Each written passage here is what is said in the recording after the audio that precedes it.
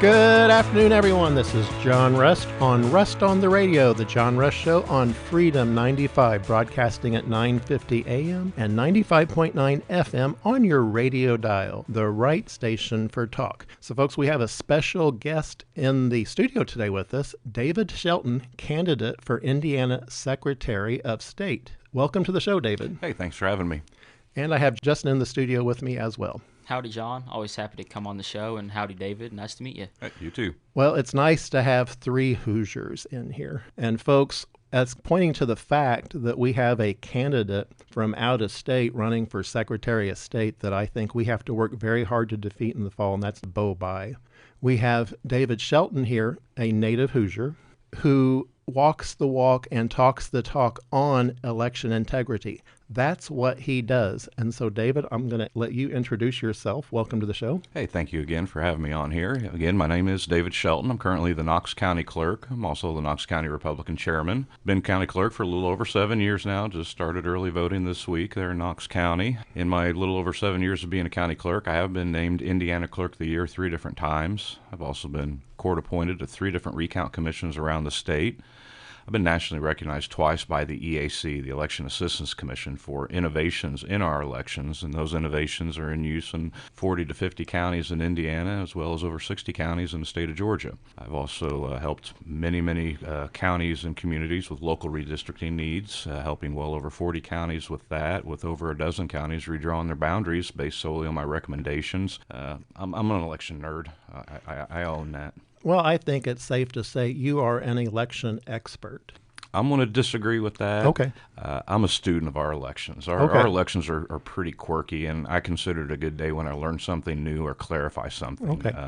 You can look up election laws in the code book, and you think you found the code that you're looking for. You better read the code above it and below it, because it may just contradict what you previously read. So, folks, I got interested in David Shelton a long time ago, but what got my attention was he was endorsed by the LaPorte County Republican Chairman, Alan Stevens, who is just a super guy. Yeah, Alan's a great guy. His wife, Heather, is the county clerk up there in LaPorte, and that's how I got to know them. And they actually opened their home up to me when I'm traveling up in the region area and need to spend the night. They have a suite for me, is what we call it. And that means the world to me, and I think it means a lot to Hoosiers, how you connect to people who do the nuts and bolts of election work. Mm-hmm. And that's what the Indiana Secretary of State's office should be. It shouldn't be an office being used just for a political stepping stone, in my opinion. I agree with that 100%. It's part of the reason why I'm running. I enjoy administering elections and assisting my fellow clerks around the state. I get phone calls every day. I've already had 3 phone calls today from other county clerks around the state just asking questions. They can't get a hold of somebody at the election division, then they call me. I've already been down to Work County last week. I'll be down there 2 times over the next 2 weeks helping them with poll worker training. They have a new clerk down there, so mm-hmm. I just, if you need help, I'm going to be there to help you out. So tell me a little bit about your family life. My family life is very chaotic. I'm married to my wife, Rachel. Been married well over 20 years. We have 5 children. We're not Catholic. We're just crazy having that many kids in this day and age. My dad was the same. He had 13 kids. Oh, my gosh. I can't even imagine. My oldest is getting ready to graduate from Vincennes University, 4-year Homeland Security program. My next oldest one is a high school senior. He's narrowed it down to 4 colleges that he's been accepted to, Rose-Hulman, Butler, IU, and looking at the University of Memphis as well. My 3rd son, my middle child, Luke, he's a junior this year. He participates in high school trap shooting. He actually came in 2nd in the state last year, shooting a 98 out of 100. Wow. My one and only daughter, Katie, she's 15. If anybody has a teenage daughter, they can be a little on the mean side from time to time, and whenever she is, I say she takes right after her mom. I remember my sisters at that age. But Katie is highly intelligent. She's a fierce young lady, very proud of her, and she's a very accomplished artist as well. And then my youngest, Matthew, he's 13. He plays video games. He does well in school. But as far as future ambitions for him, I really don't know. The only thing I can tell you about Matthew is if eating macaroni and cheese becomes an Olympic sport, he will bring home the gold. Well, that's wonderful. I love macaroni and cheese as well. So Can't go wrong with that. I know my mama, she makes the best. We live about 12 miles south of Vincennes out in the country. Our little piece of heaven is about 4 acres, a little over that, usually surrounded by produce, melons, in our territory down there. In addition to being a county clerk, I've been on the Knox County Public Housing Authority Board for over a dozen years. I'm also the chairman of the Knox County Public Defender Board. In my capacity on that board, we were able to save Knox County over $600,000 a year by implementing a flat rate contract system with the local attorneys as opposed to a billable hour system. So very proud of being able to save Knox County over $4 million since I've been on that board. And then I was recently appointed by the governor to the Knox and Pike County's Selective Service System Board, the draft board. That's something I'm hoping that I will never be called to actually go to a meeting of or on. But, it's a position that needs to be filled. On a lighter note, you're also interested in upholstery of all things. I've done upholstery work at home for about 30 years now. I guess I've worked at a couple of upholstery shops over the years. Even though I'm 54 now, I'm still considered a younger upholsterer, but like I said, I've done it for about 30 years. I have a 40 by 60 pole barn that I have set up for my upholstery shop. Over the last couple of years, I've ended up buying out the contents of 2 other upholstery shops in my area. I have never advertised that once, but I could do it full time if need be. It's more of a relaxation exercise for me. I can relax, not think about things, but yet, have good internal thoughts while I'm doing the upholstery work. Well, folks, that brought back a wonderful memory to me. I was always going to estate sales on the weekends back in the day and buying old furniture, and we would always work to get it reupholstered. I liked saving something that had history to it. These are artifacts, sometimes they were handmade. Mm-hmm. That, we can, just by the simple act of getting it reupholstered, you're making it brand new again. Absolutely, especially if they have some kind of family connection to you. It makes it even more special. 7 or 8 years ago, my wife's grandmother passed away, and she was very close to her grandmother, and she had an old Edison phonograph, like a console phonograph, and it hadn't worked in years. And I was able to take it apart. There was a little bit of upholstery work on the speaker covers, had the wood refinished, and reworked the inner workings of it. Now we have a working memento from her childhood that my wife can always remember and enjoy. Well, I think that's really, in a nutshell, what you would be doing as Indiana Secretary of State, taking something that is broken right now and fixing it and making it better for future generations. You're absolutely correct. There needs to be a restoration of integrity in that office.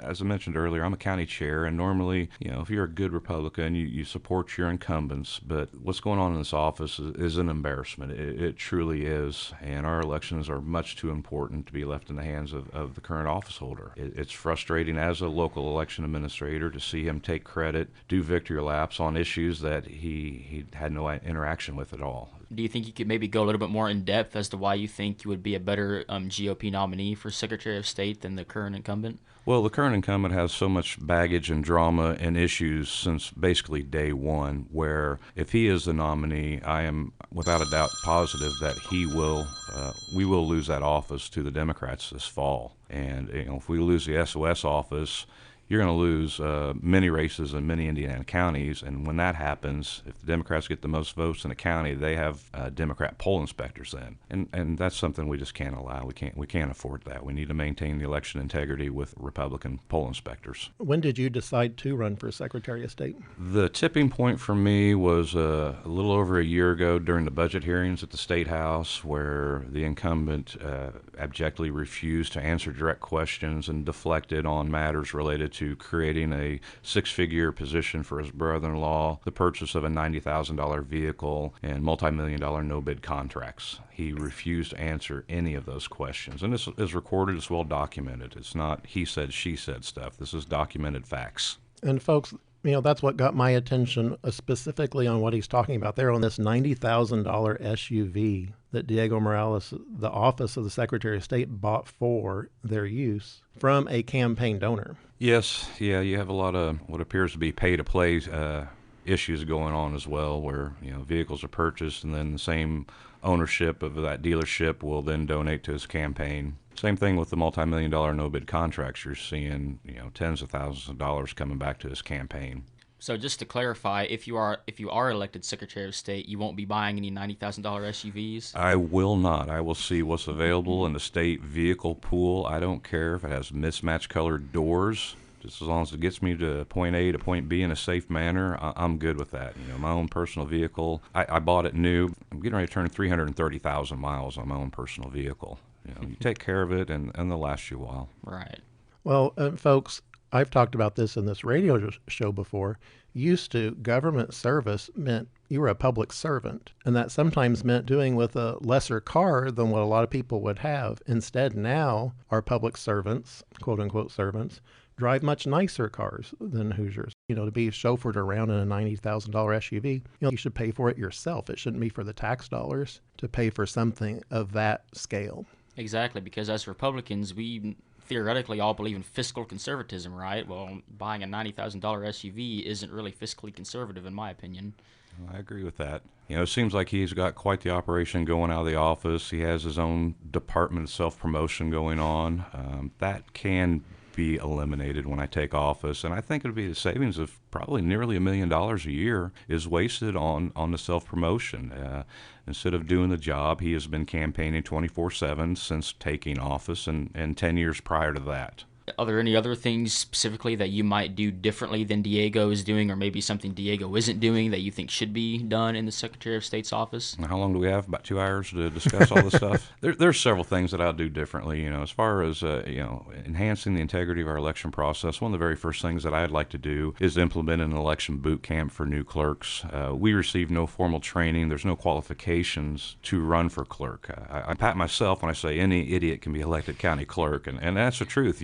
The qualifications are you're a registered voter in that county, no felony convictions, and you have a pulse. And other than that, you can get elected. And when I got elected county clerk, I really had no real hands-on knowledge about our election process. I'd been a poll worker before. I'd worked the travel boards a few years, but I really had no idea what I was getting into. I didn't even run on election issues when I ran for county clerk. I ran on the other side on court record retention issues and such. When I got elected, I have one full-time election deputy in my office.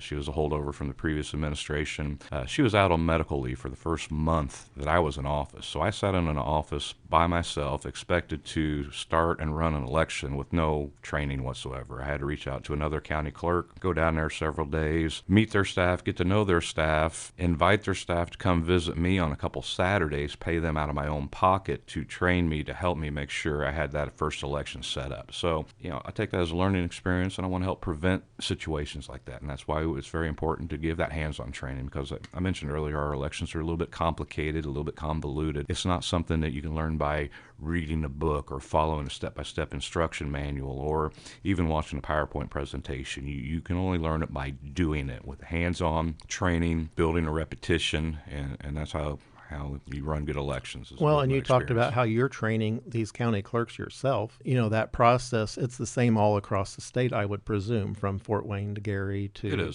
Lawrenceburg to Vincennes.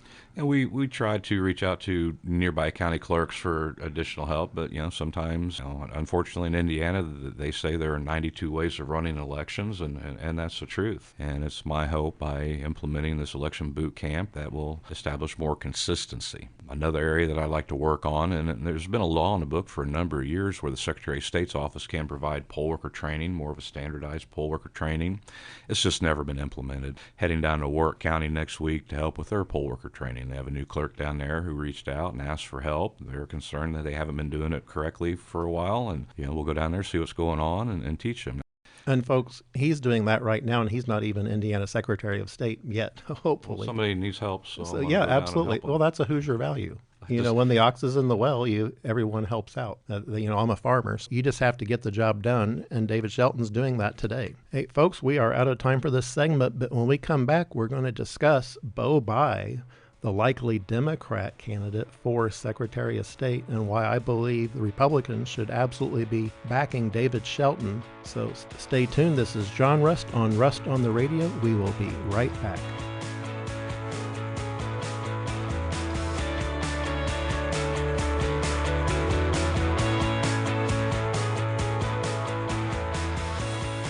Welcome back, folks. This is John Rust on the Radio on Freedom 95, broadcasting at 950 AM and 95.9 FM on your radio dial, the right station for talk. So, folks, I'm here in the studio with Justin and David Shelton, candidate for Indiana Secretary of State. And I wanted to go into the likely Democrat nominee for Indiana Secretary of State is Beau Bayh, grandson of Birch Bayh. This is a tweet from Hoosiers for Sanity.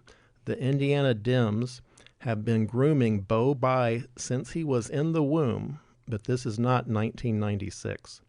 He'd have a much better chance of being elected in Virginia, where he's lived most of his life anyway. You know, Indiana doesn't need a Virginian being our Indiana Secretary of State. Well, I agree. I mean, again, I'm an election administrator on a local level, and it's concerning that so many people think they're qualified to run for this office when, their only interaction with our election process is they've completed an absentee ballot application while out of state. Well, and in the case of Beau Bayh, I think he may be a nice guy personally. I don't know. I've never met him. But it seems to be his main drawing card is his name. His father was a career politician and his grandfather was a career politician. There are federal buildings in Washington named after his grandfather. I don't like stuff like that. I just don't think we should be naming stuff after politicians. I think we should be working instead for the taxpayers rather than self-aggrandizement, which seems to be happening so much today. No, I agree. I see too many candidates and elected officials conduct themselves like they're on reality TV instead of public service. And, that's not me. I don't need to be the center of attention. I simply want the job to do the job. I'm not looking for any kind of fame or glory. I'm asking the people of Indiana to give me responsibility, and I will take care of that responsibility. And folks, what David Shelton just said from the people of Indiana, the big issue with Beau Bayh is so much of his money is coming from out of state. This is from Indy Reporter, and it's Indy_Reporter_ on Twitter. I highly recommend you follow that account. Quote unquote, another out of state check for Beau Bayh, and this one might take the cake. Norm Brownstein is your typical lobbyist who was once called America's 101st senator. Indy Reporter calls him a no-souled snake that only donates to the people that will benefit him. Folks, big money from out of state is lining up behind Beau Bayh because they see him as a future politician that they will own and control. These out of state big money donors see Beau Bayh as a Trojan horse they can use and control in the future by making all these massive donations coming into his account. And as I understand it, he could well be on the way to a $10 million war chest for Indiana Secretary of State, which is why it is imperative that we have someone with ethics, someone with a work ethic to do the job rather than someone that is just looking at it as something to build their own name. With David, he's been a county clerk for a long time. He's been recognized as one of the best county clerks out there. It's like that is a great qualification to be Secretary of State. What does Beau Bayh have besides his last name that would make him a great Secretary of State? That's my biggest thing with him. All he can say is, well, my dad was governor, my dad was a senator, my grandfather was a U.S. senator. And if you think that line of campaigning is rough now, just wait. If the incumbent is our nominee again, you're going to get blasted with that 24/7 with that $10 million war chest. And folks, David just hit the nail on the head there. And we're talking about Diego Morales and some of the stuff that he has been doing since he literally was sworn into office that has raised an ethics cloud from the very beginning. And again, this is from Indy Reporter, Indy_Reporter_ on Twitter. He says you have to hand it to Secretary of State Diego Morales. And he's talking about donations and their relationship to contracts. There's this company called CSTG Software, LLC. So, David, as I understand it, this is a software company given a no-bid contract by the Indiana Secretaries of State's office. Guess for how much? These dollar amounts are incredible. $1.5 million from the Indiana Secretaries of State's office in a no-bid contract for IT services. Mm-hmm.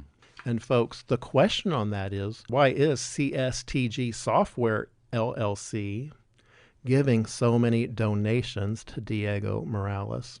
$30,000, $19,000, $10,000 from their CEO, Chris Cano, $9,000. It's pay for play. And Hoosiers are just sick of that. We have to go forward with a candidate who is clean on this, who understands, number one, basic ethics. They're just completely gone right now. Yeah, there's been a number of state laws passed since the incumbent took office related to his activities. One with the vehicle purchases, that's no longer allowed. The no-bid contracts are now no longer allowed. If you look at the last budget hearings, they slashed the SOS office greatly. Some of these contracts, some of these vendors, they are needed. Our statewide voter registration system is well over 20 years of age already. That's really long in the tooth for any kind of website or any kind of electronic service like that. It needs upgrade, but our General Assembly simply do not trust the office holder currently to give him the money to make those improvements. So we're just kind of stuck in a holding pattern right now until somebody new comes in that office so we can make the necessary upgrades and changes and improvements. Statewide availability for campaign finance reporting, that should be handled through that website, but they're not going to turn loose of any more of our tax dollars to the incumbent, because he has proven himself reckless with that, and there's also a level of incompetence as well. I mean, if you look back to just this last February when it came time for candidate signups for your congressional candidates, your state senate, your state representatives, a lot of them would make the trip to the Secretary of State's office. The incumbent would have a nice spread, nice little party for you to sign up. He'd have his staff notarize the forms or, administer the oath. That would be allowed and legally permissible. The Secretary of State himself is authorized to act as a notary on the election forms. His staff, however, is not individually identified with that official capacity. Diego would need to have had appointed and sworn in his deputies to administer those oaths. That did not take place. That came out about 3 days before the deadline. Secretary of State's office tried to say, oh, no, we did it. Here's our oath forms that were produced, 4 hours after the news broke about not being properly notarized. Every one of those candidates that had their forms notarized at the SOS office made a trip back to Indianapolis to refile. We had 95 state rep candidates, 36 state senate candidates, all 11 congressional candidates, 16 or so prosecutors, and about a dozen judge candidates all made a return trip, because they did not believe the SOS's office's cover story that everything was good. I know the election division advised all these candidates, let's be on the safe side and refile so you're not subject to a candidate challenge. And this actually probably took place in 2024 as well. Up until the time of the reporting of that issue, the election division did not have any documents on file that authorized any employee of the SOS office to administer these oaths. The last ones they had were back from Holly Sullivan's administration. The ironic part of this whole issue is, if he could have made his employees actual notaries instead of a temporary appointment, and notary licenses are issued from the Secretary of State's office. See, this is exactly why I think it's the most common sense nomination there ever would be to nominate David Shelton for Secretary of State, because all this stuff we've talked about, there are solid attacks that, Beau Bayh could use in good faith against Diego Morales. If we nominate David Shelton, this is all gone. Beau Bayh has nothing except his last name, and I don't think that's going to be enough to get him across in Indiana. I've seen polling early on that said a generic R would beat Beau Bayh. I like to think of myself more than just a generic R, but I think you're absolutely correct. If I'm the nominee, the Democrats will have nothing to campaign for or against. You have name recognition and cute hair, and that's all he'll be able to run on.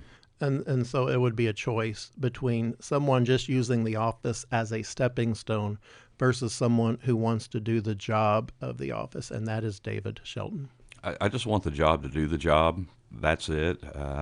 My long-term goals is serve 2 terms as Secretary of State, go back home, be county clerk again for another term or 2. Maybe by then my kids will be out of the house and I can maybe think about retiring. And then I'll bring some chairs over for you to reupholster. Okay. We'll go from there. Sounds good. That brings me to another question I had, because everybody knows, even though Beau has said he's not going to do this, everybody knows if he does get elected Secretary of State, he's going to run for some higher office at some point, whether it's governor or senator. I mean, it's common sense. And you got governor coming up in 28, U.S. senator again in 2030. So. Exactly. So I'm just going to ask you, are you going to, if elected as Secretary of State, are you going to use that as like a stepping stone for higher political office? Absolutely not. I think you almost have to be mad at yourself to run for a higher office than that. I just love our elections so much, and that's what I want to do, and I have no desire to serve in any other capacity. And that's why Beau Bayh is beatable, because people will see this is a race for him as a stepping stone. And that shouldn't be why anyone runs for public office. I'm just not a fan of career politicians. Justin knows that. I'm a farmer. I spent 40 years of my life, feeding Americans, feeding Hoosiers. But back on topic, I just think all Hoosiers should be able to run for office. Abraham Lincoln gave this wonderful quote on this. He says, "Elections belong to the people. It's their choice." Interestingly, David's not too far from where Abraham Lincoln used to live back in the day. Well, a little bit. We're right at the location where he crossed from Indiana into his Illinois, where he crossed the Wabash River, is right there at Vincennes. We've talked a lot about Diego Morales, but we haven't mentioned your other opponent in the GOP, Jamie Rittenauer. I was wondering if you had anything, David, you might want to say as to why you think you would be a better choice than Jamie for Secretary of State. It'd be the same reasons, just the actual hands-on practical experience of administering elections. She seems to be gravitating towards the people that want paper ballots and hand tabulation, and that seems to be about all that I've heard her talk about. As far as, and bashing Diego, of course, a little bit, but Right. That's what I'm hearing from her messaging. Well, and she ran for governor 2 years ago. Oh, we do hear about that a lot. Some people ask why I'm not running for anything this time. I just don't believe in running for every office, every chance you can. When you run for something, you got to put your heart 100% into that office, and maybe I will do that someday. I don't know. Maybe I won't. A lot of times you see candidates, and especially elected officials, being an elected official, holding that position or title becomes part of their personality. It's who they are. I'm hoping I'm not going to be that way. I don't feel like I am. I have enough interest outside of politics to keep me busy, keep me productive. And folks, that is so refreshing to hear that, because you just don't hear talk like that at Lincoln Day dinners. Instead, David Shelton, he is concerned about the nuts and bolts of the office, pure and simple, and doing it effectively, and doing it as a conservative. Absolutely, because when it comes time to spend money, I know part of it came out of my own pocket. I don't like spending my money, and I don't like spending your money. I hate to waste. I've kind of tied in my upholstery work with local cost-saving measures. One office or another will get new office chairs because their seats got stained and dirty or maybe even ripped. I take them home, I recover them on my own dime, bring them back, and they go to another office, or the custodial staff use them, or the deputies working the front door. They're sitting on those chairs now. If I can Folks, find a way that to is the heart of a true conservative. A true fiscal conservative. It's just been frustrating to see the inefficiency of government on all levels. One of the reasons I ran initially for county clerk was on court record storage issue. I'm also a licensed private investigator, a fraud investigator. Been doing that for over 25 years, still licensed and insured in Indiana and Illinois. And I had trouble in my own home county just doing a 10-year criminal search on individuals. It took over an hour just to do one search because they had books here and there, and then finding the files. Our files were in 4 different buildings and 12 different rooms all over the countryside, and it was an effort to find these records. So that was one of the key things that I ran on. I fixed that problem quickly. First several months of my tenure there, my county commissioners then asked me to take care of other departments' records because to them it was out of sight, out of mind. We had a big, large records library building that was a block away from the courthouse. I got signed permission from each of the other elected officials in my county courthouse. I partnered with the Indiana Archives and Records Administration, studied their retention schedules, and overall, in my first year and a half in office, I moved, sorted, and organized in excess of 500,000 pounds of paper records. I identified well over 100,000 pounds of paper records being non-permanent, ready for destruction. I rented 2 semi-trailers, loaded them up 3 pallets high, rode shotgun to a commercial shredder down in Evansville, and vacated over 10,000 square foot of county space. A lot of people get fat and sassy when they take office. I'm down 50 pounds from when I first took office. And all that work, I did that myself. And these records were in the towers of the courthouse, no elevator access. They're not even climate control. I'm dodging bats and birds and who knows what other kind of critters were up there. It was mean and nasty. I got all that stuff out of there. Commissioners did an inspection of the newly vacated space, and they decided then, well, this may not be safe for human occupation. So then they spent like $50,000 doing remediation and cleaning after I'd been up there for months and months and months. Well, I bet you can't wait to find out what records are being stored, dating back to who knows when in the Indiana Secretary of State's office. Imagine there's going to be a shredding party come June 21st or 22nd. I didn't really finish my first story talking about, saving money. So in the process of doing all that work, we emptied out 100 file cabinets. We had shelving. All the surplus equipment had been shoved into this records library. And traditionally what counties will do is they'll hoard all this stuff, some of it broken, some of it usable. In my county, they would then haul it out to the highway department, leave it outside, let it get rained on for 3 months, have an auction, and manage to lose money by having an auction. I got my commissioners to pass a resolution where if you have surplus equipment valued at under $5,000 new purchase price, you're free to dispose of it as see fit. So I got that in writing. I actually created a Facebook account for Knox County surplus equipment, and I sold it on Facebook Marketplace. And every dime that I took in from selling these file cabinets went to my clerk's record perpetuation fund. I ended up putting between $8,000 and $10,000 back into my accounts that can be used for this, that, and everything else, and lessen the tax burden on the people. I love Facebook Marketplace. And so It's dangerous. when I was running for the U.S. Senate, I would run into people, oh, you bought something from me on Facebook Marketplace. Or there was a gas stove or whatever.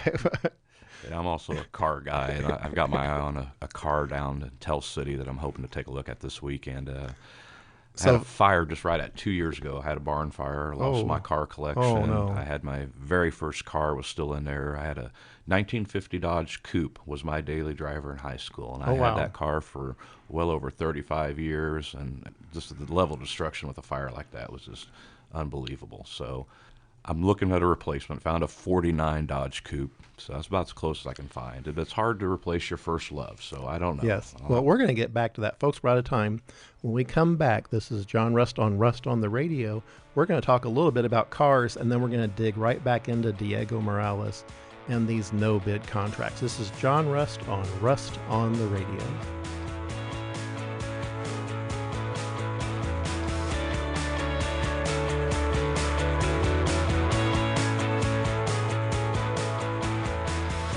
Welcome back, folks. This is John Rust on the Radio on Freedom 95, broadcasting at 950 AM and 95.9 FM on your radio dial. The right station for talk, broadcasting all across the beautiful fruited plain of Indiana. So, folks, I'm here in the studio with David Shelton, candidate for Indiana Secretary of State and car guy. I'm a car guy. So I'm a car guy, too. I like cars that have a historical connection to my past. I have two cars in particular. I have a 1922 Model T four-door, but it's only a three-door, actually. Okay. It's a convertible, but I think they were all convertibles back then, or most of them were. Model T sedans, and actually back then the sedans were more expensive than the convertibles because they were more expensive to construct, and now it's opposite nowadays. Well, that would explain how my dad would have learned how to drive in a 1922 Model T. We have the family connection to that car, which is why I'm interested in that. And one of my other favorite cars, I have a 1972 Ford F-100 Ranger pickup, cherry red, beautiful, beautiful truck, and I drive that around. And I think I get more attention in the 1972 Ford F-100 than I ever did in my campaign bus. Mm-hmm. Yeah, there's something about an old car, especially with a little bit of wear and tear on it, a little bit of patina. They just look great. They just remind you of a simpler time, Well, I'm a child of the 70s. I grew up with cars just like that, just to be going down an Indiana road, and we're back into springtime, folks, so it's finally warm enough where we can enjoy our cars. There's nothing like just driving a red Ford pickup down the road, going to Dairy Queen. Mm-hmm. That's what it's all about. And if you have an old car, you do a lot of visits to Dairy Queen, don't you, David? Absolutely. So you had a 1950 Dodge? Had a 1950 Dodge Coupe. I had only converted it to 12 volts about 2 years ago just to make it a little more reliable. But, that was my baby, and it hurt losing it. But, fires can always be worse. It was a total loss. I lost several cars in there, but the fire got so hot it melted the siding on my house, cracked windows, warped doors. I could have lost everything. But fortunately, nobody was hurt. And it was just stuff you lost, but still, it's...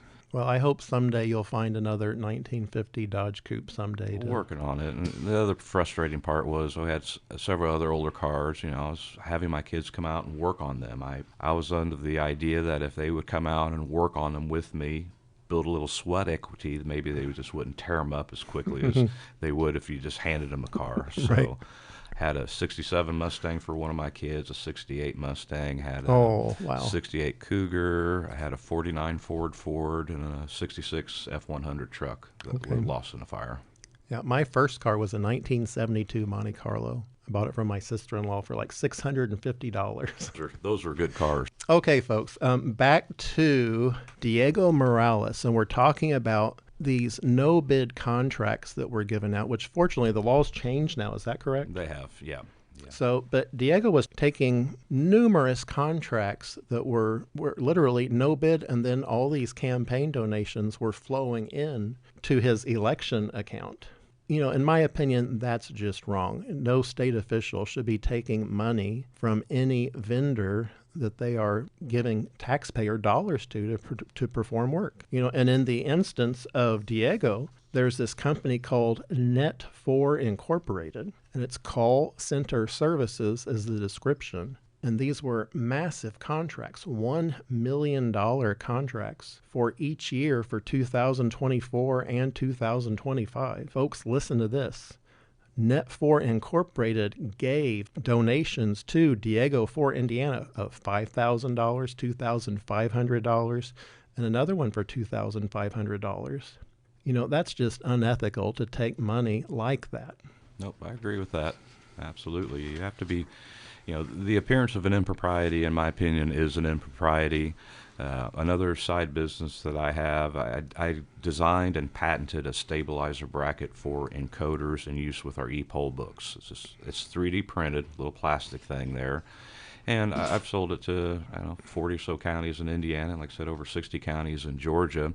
But I've already had a sit-down meeting with the Inspector General's office to go over what's allowed, what's not allowed. I already had an inclination of what I can and can't do. As of right now, as a candidate for the office I'm seeking, I just have to assure the counties are not using any kind of federal funds to pay for this purchase. And we're not talking big money. I mean, my little brackets are $35 each. In the world of election equipment and election vendors, I operate a lemonade stand, is the reality of it. But if I obtain the nomination, well, then I'm going to have to do something different. I'm going to have to either sell my business or simply shut it down and deprive humanity of my creation. Well, Jimmy Carter did the same thing. He had to sell his peanut business Right. when he ran for president. We'll figure something out. Hopefully we find a home for that bracket, because there is still a need for it.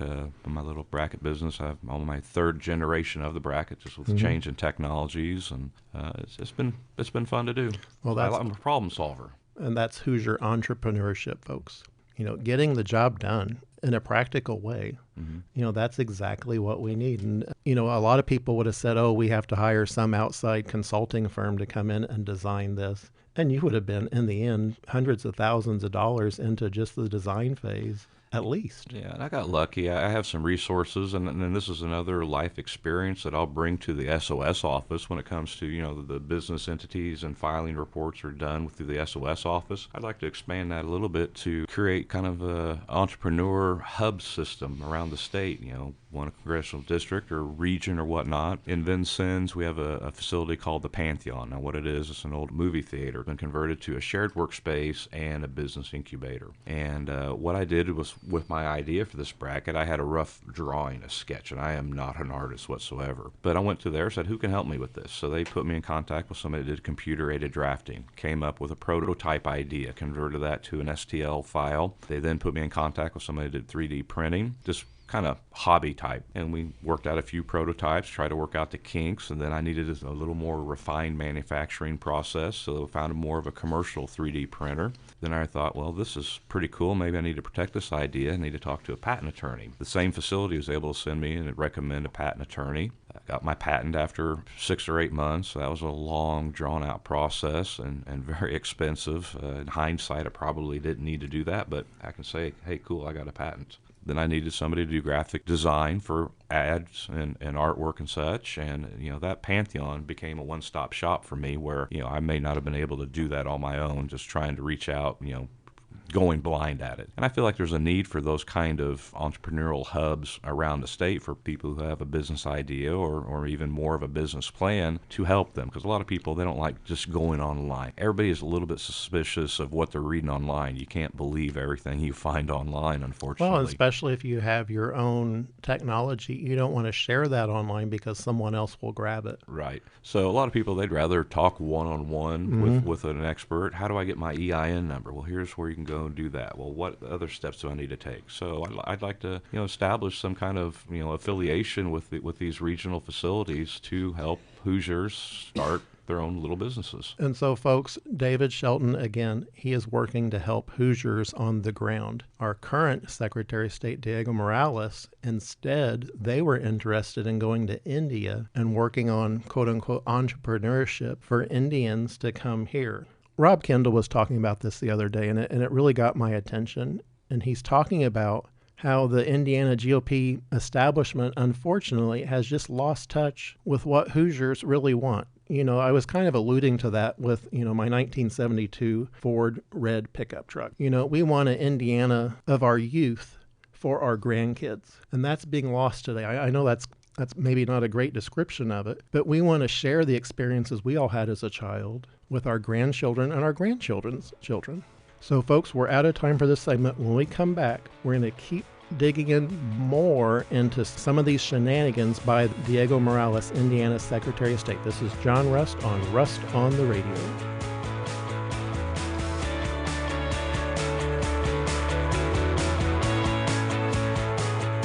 Welcome back, folks. This is John Rust on the Radio on Freedom 95, broadcasting at 9:50 a.m. and 95.9 FM on your radio dial, the right station for talk. So, folks, before the break, we were talking about these contractors that Diego Morales has given no-bid contracts to. There was also the question of another state employee who wasn't even a resident of Indiana. This is, again, from Indy_reporter_. Once again, folks, a Twitter account that is a must-follow in Indiana politics. So here we go. We're talking about Michael Schnoll, who is, quote-unquote, living the dream, according to Indy Reporter. He works for the Indiana Secretary of State's office, but he is a hybrid worker that actually, I guess, just telephones in. I'm not sure what that means. But he actually lives, folks, in New Jersey. And guess what? His salary is $60,000 a year. David, do you know anything about that? I've met this gentleman a couple times. I know that he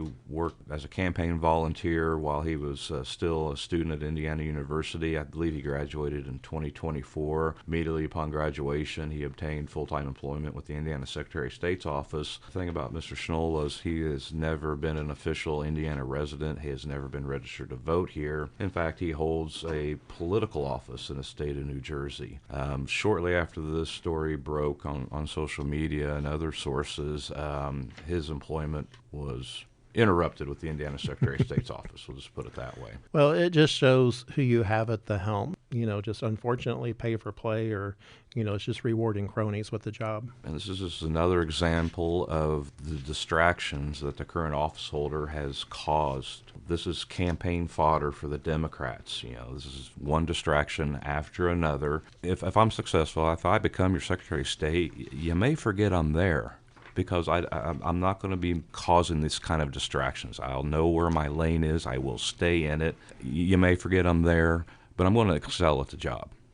You mentioned it'd be campaign fodder for the Democrats. It's also campaign fodder for an independent candidate who's announced a run for it, Greg Ballard. I was wondering if you could give some quick thoughts on his candidacy and what you make of it. Yeah, I've met the former mayor once. Seemed like a nice guy. I don't know what his true intentions are. My observation from the cheap seats is he's lent his name to some kind of project or crusade.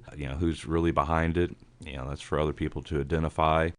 The more the merrier. I mean, with all the issues in the SOS office currently, I'm surprised there's not 50 people running for the office, to be honest with you. But right now, I'm just laser focused on the convention run, and then I'll take on all comers at that point in time. Well, folks, my comment on that on Ballard is, okay, so that's someone else running for Secretary of State, not to be Secretary of State, but to use it to start a new political party, as I understand it, the Lincoln Party.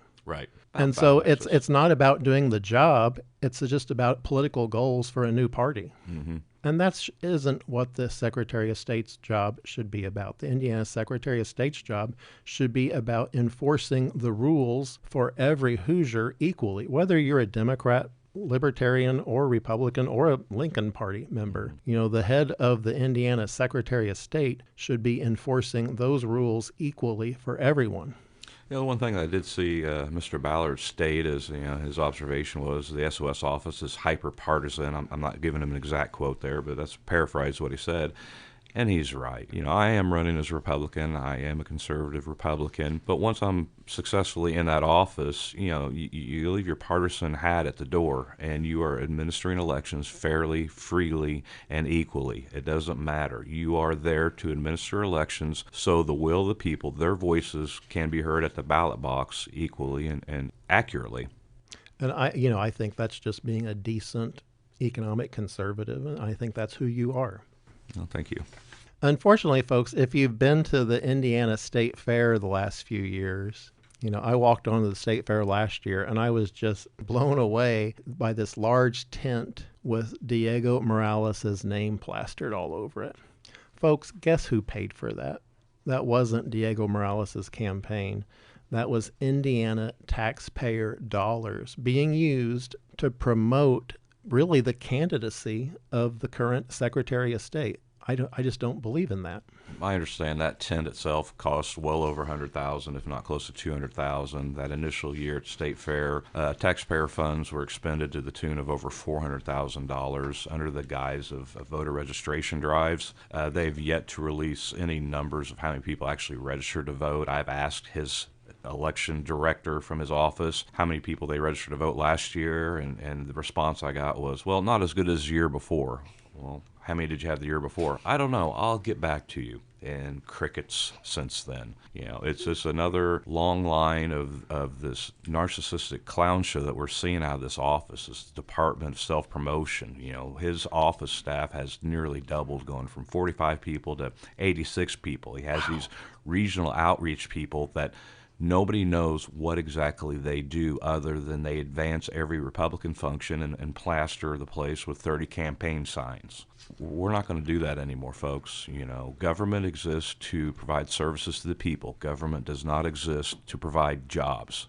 For self-promotion via the $2, Indiana Secretary of State Diego Morales sponsoring $2 Tuesdays at the State Fair. Yeah, if it's going to come out like that, that should be from campaign funds. It shouldn't be from taxpayer funds. And that's not the only example as well. Indianapolis Indians baseball team, traditionally the current office holder will sponsor a day, usually identified as Voter Registration Day, paying $35,000 of our money for him to have the honor of throwing out the first pitch.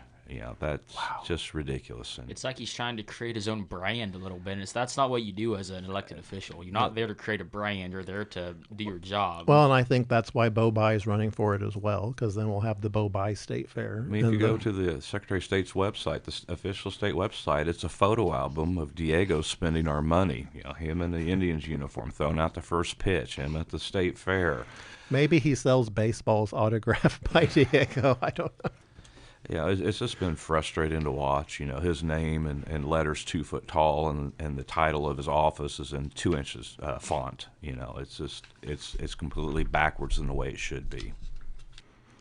So, if elected, what would you think about doing a full audit of the Indiana Secretary of State's business dealings? Well, absolutely.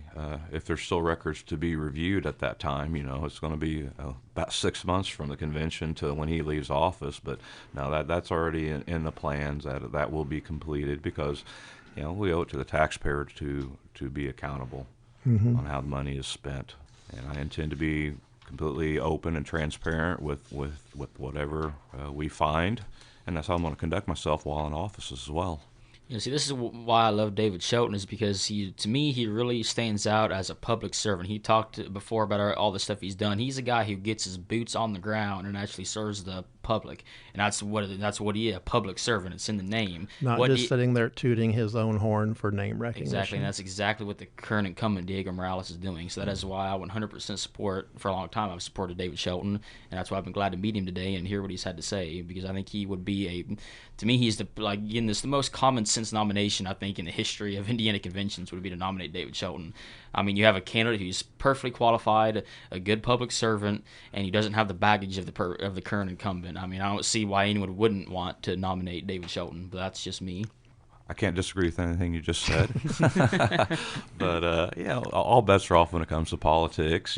Sometimes it's more about a popularity contest than actually, researching the candidates. And that's one of the biggest dangers we have in our nation right now is where do you get the information about these candidates? And, these sources, are they trustworthy or not? It's difficult anymore, but, everybody needs to make an effort to be the best informed voter that they can be.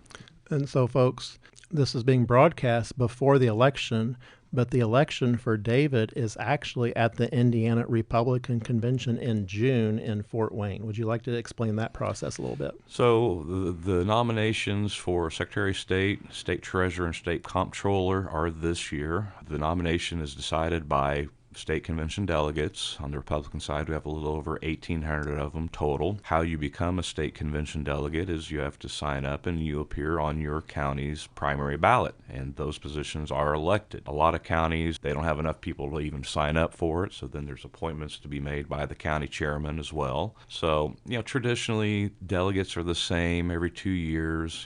I'd say roughly 70% of them are delegates over and over and over again. So I have a basis of who to reach out to and try to contact at these different functions that I go to, at the Lincoln Day dinners and other Republican functions. But the reality is, until the primary election day, I'm fishing in the dark. So it's difficult, but at the same time, it's more of a targeted race. Every county is different with the number of delegates, Well, and I think the tide is turning. There was an interesting thing on the Rob Kendall show. Matt Gentry, the mayor of Lebanon, came out and he very vocally criticized Diego Morales and called for Indiana Republicans to nominate you as our nominee for Secretary of State. He had a word for Diego, and he wasn't shy about using it. He said charlatan, and he said that on the Rob Kendall show. So hats off to the Rob Kendall show. He likes holding politicians accountable. Our elected officials should be held to higher standards. I mean, that's why we elected them, to lead, to represent us, not take advantage of whatever situations they may find. Right.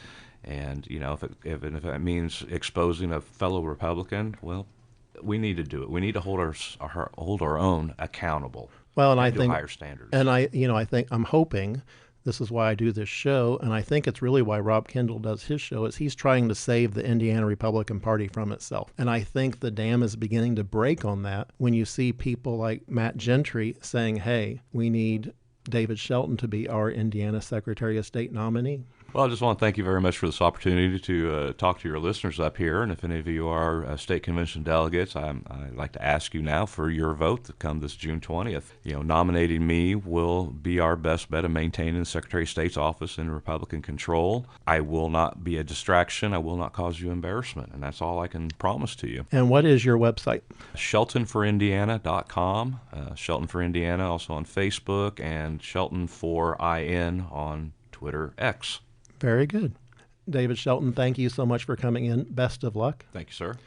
In the endeavor to be fair, I call on all candidates for Secretary of State. You are all welcome to come to this show. Absolutely. I will give you hard questions. That includes you, Diego. You're very welcome to come here. I would love to interview you. So we hope to hear from Diego. So, folks, this is John Rust signing off. Thank you so much. I want to close with my father's favorite Bible verse, Psalm 118, verse 24. This is the day the Lord has made. Let us rejoice and be glad in it. Folks, I will see you all again next week on the radio.